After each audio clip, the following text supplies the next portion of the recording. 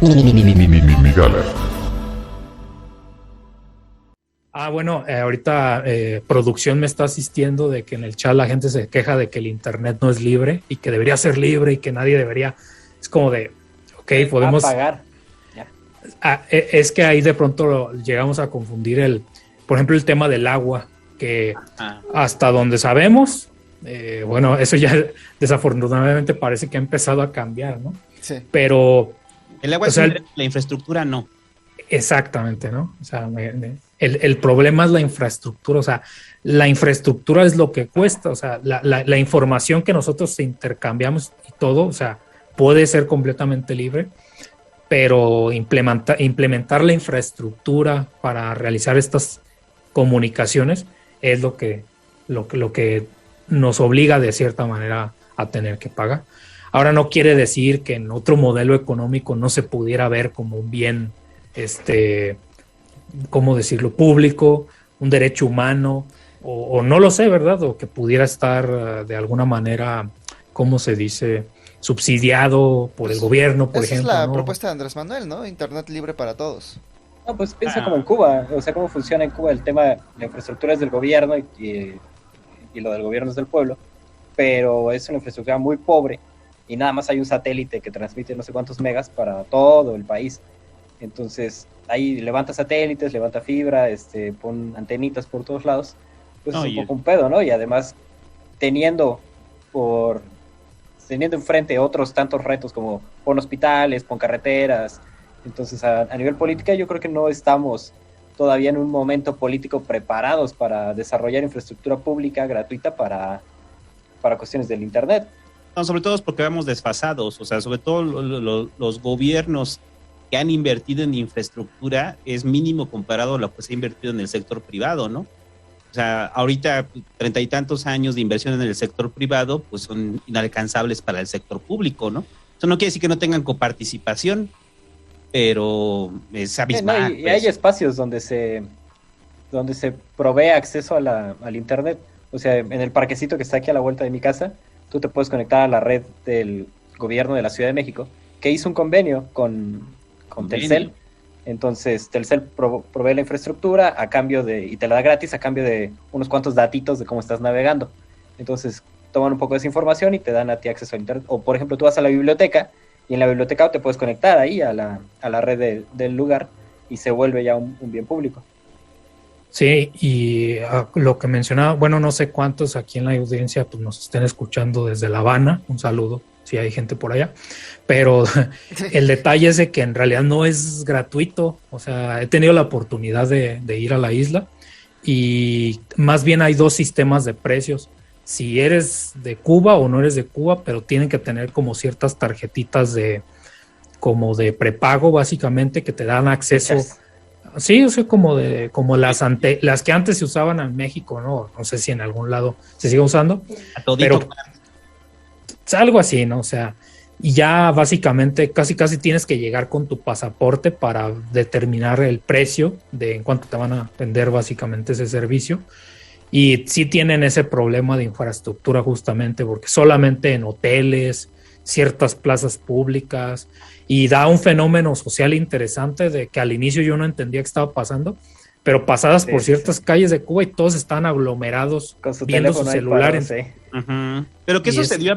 Ahí sucedió a partir de la apertura con Obama, porque antes de eso su conexión era de 56K y, o sea, tal cual, lo máximo era de 56K y sistema privilegiado para el sector turístico.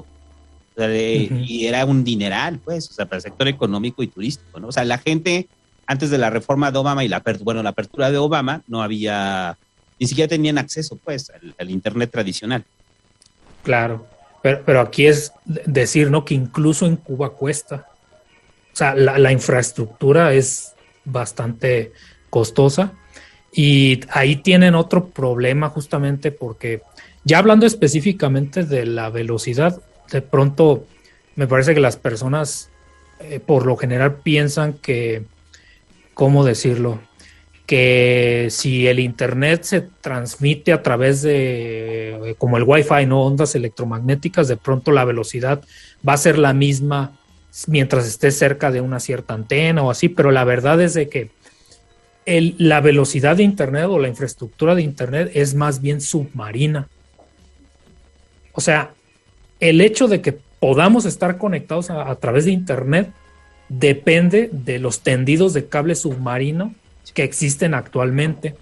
Y esa infraestructura es todavía muchísimo más costosa, de tal manera que solamente ciertos países tienen convenios para hacerlo. Uh-huh. Y de hecho, otra vez, de esa misma ocasión que estaba en Cuba, una vez me encontré así un señor caminando y me preguntó, no, ¿qué haces? No, pues soy científico, hago esto, y etcétera. ¿Y usted? Y, o sea, digo, a lo mejor era un prejuicio completamente de mi parte, porque, pues, digamos, físicamente pude haber dicho, pues, a lo mejor este señor se dedica al campo o lo que sea, pues, pero estaba hablando con él y me empezó a decir, no, pues yo soy ingeniero en telecomunicaciones.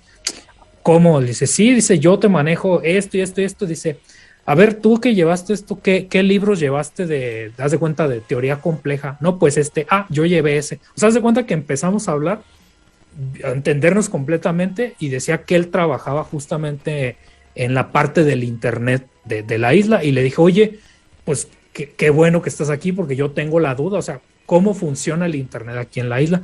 Y dice, a ver, sí sabes, ¿no? Que en realidad el internet depende del tendido submarino. Le digo, no, sí, más o menos tengo una idea de que tiene que ver con la parte submarina.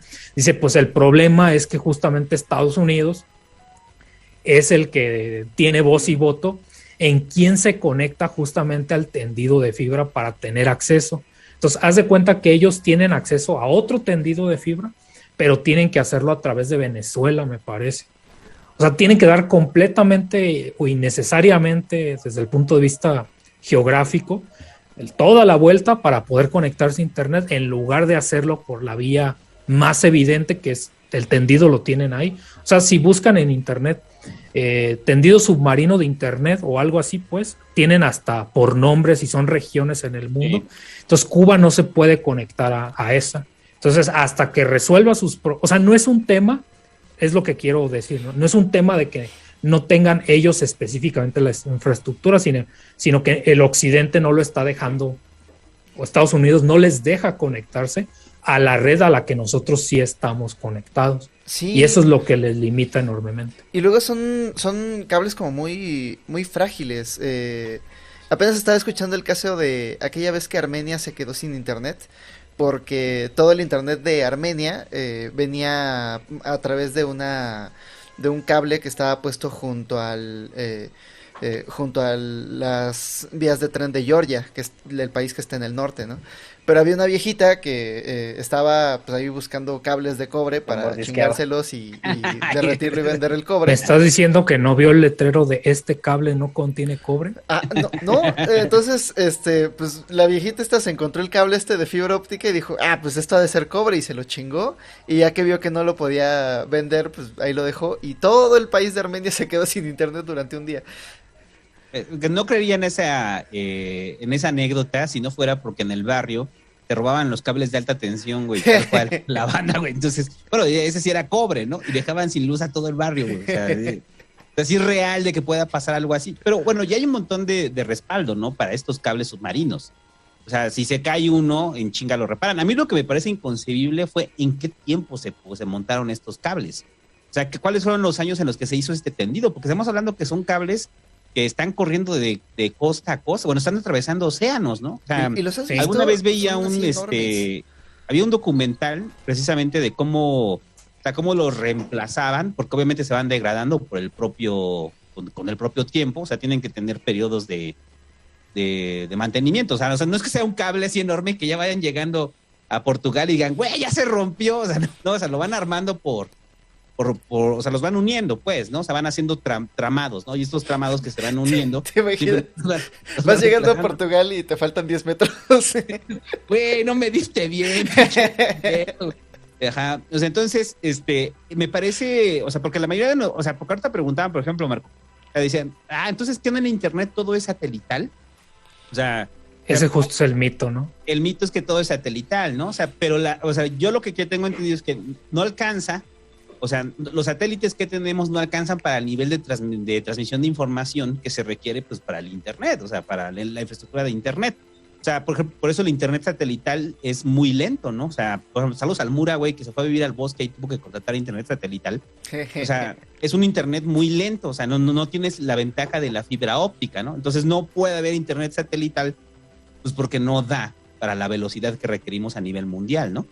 Sí, en este caso, una de las primeras diferencias es piensen que en un cable, o sea de cobre, o sea del material que sea, la información va siempre dirigida a lo largo del cable, y cuando tienes algo como una antena o otro tipo de transmisión, tiene que enviar la potencia imagínate como si fuera, en vez de en una línea, en una esfera, ¿no? No es necesariamente así, pero es como la manera en la que puedes hacer la conectividad, como las señales de radio, o sea, constantemente están enviando información a mucha potencia, independientemente de que alguien la esté recibiendo o no.